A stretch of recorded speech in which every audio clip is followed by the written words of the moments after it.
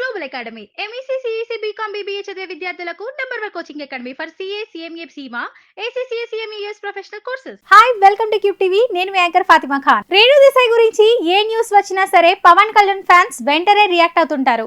ఎందుకంటే పవన్ కళ్యాణ్ విషయంలో రేణు దేశాయ్ పాత్ర అలాంటిది. మరి వీరిద్దరికి ఇద్దరు పిల్లలు పుట్టిన తర్వాత విడిపోయినప్పటికీ నుంచే ఆమె ఎప్పటికప్పుడు తనకు అన్యాయం జరిగింది అంటూ చెబుతూనే ఉంది.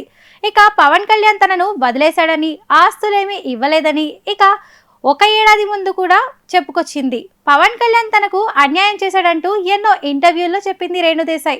కాగా రేణు దేశాయ్ విషయంలో పవన్ ఫ్యాన్స్ రియాక్షన్ ఒక్కోసారి ఒక్కోలా ఉంటుంది. రేణు దేశాయ్ కావాలనే పవన్ ను వదిలేసిందని ఆయన అభిమానులు సోషల్ మీడియాలో ఎప్పటికప్పుడు పోస్టులు పెడుతూనే ఉంటారు.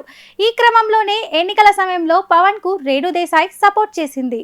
ఆయనకు ఓటేయాలంటూ కోరింది. ఇక పవన్ గెలిచిన తర్వాత కూడా కంగ్రాట్స్ చెప్పింది.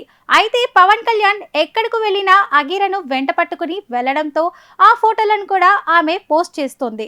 ఈ క్రమంలోనే కొందరు పవన్ ఫ్యాన్స్ ఆమె పోస్టులకు కొన్ని వివాదాస్పద కామెంట్లు పెడుతున్నారు. మీరు మంచి వ్యక్తిని వదిలేసి వెళ్లారు, ఇంకొంచెం ఆగి వెయిట్ చేసి ఉంటే బాగుండేది, కానీ ఇప్పుడు పిల్లలు పవన్ కళ్యాణ్ తోనే ఉన్నారు, అది చాలా హ్యాపీ, కానీ మిమ్మల్ని మేం మిస్ అవుతున్నాం వదినా అంటూ ఓ నెటిజన్ కామెంట్ చేశాడు. దీనికి రేణు దేశాయ్ కూడా ఘాటుగానే రిప్లై ఇచ్చింది.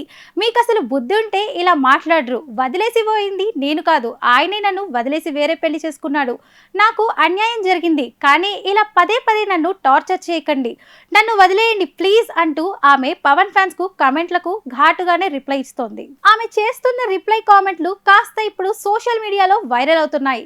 గతంలో కూడా రేణు దేశాయ్ పలుమార్లు పవన్ ఫ్యాన్స్ కు రిక్వెస్ట్ చేయడాన్ని మనం చూసాం.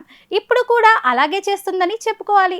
ఇక తాను త్వరలోనే రెండో పెళ్లి చేసుకుంటారని పదే పదే రేణు దేశాయ్ చెబుతోంది. పిల్లలు పెద్దయ్యేదాకా ఆగుతానని గతంలో చెప్పిన ఆమె ఇప్పుడు తోడు కోసం వెతికే పనిలో ఉందని కొన్ని వార్తలు వస్తున్నాయి. చూడాలి మరి రేణు దేశాయ్ ఎలాంటి నిర్ణయం తీసుకుంటుందో.